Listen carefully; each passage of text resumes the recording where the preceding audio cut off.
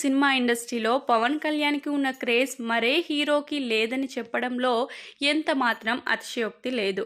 ఇక ప్రస్తుతం పవన్ కళ్యాణ్ తనకంటూ ఒక ప్రత్యేక గుర్తింపును సంపాదించుకోవడమే కాకుండా స్టార్ హీరోగా కూడా కొనసాగుతున్నారు.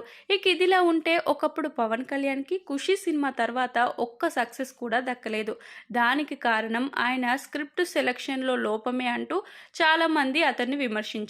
ఇక 'బాలు' సినిమాతో ఆయనకు భారీ బ్లాక్ బస్టర్ హిట్ పడుతుంది అని అందరూ అనుకున్నారు. కానీ అందరి ఆశలను తలకిందులు చేస్తూ ఆ సినిమా ఫ్లాప్ అయింది.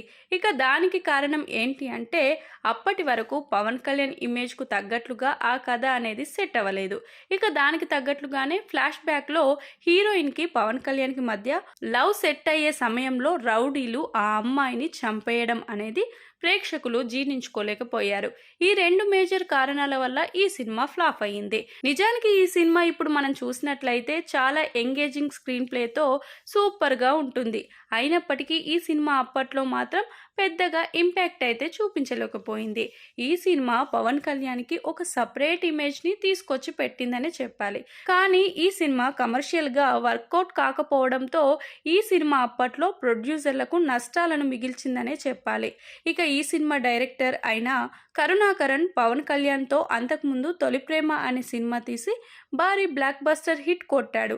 కానీ ఈ సినిమాతో మాత్రం ఒక డిజాస్టర్‌ని మూటగట్టుకున్నాడు.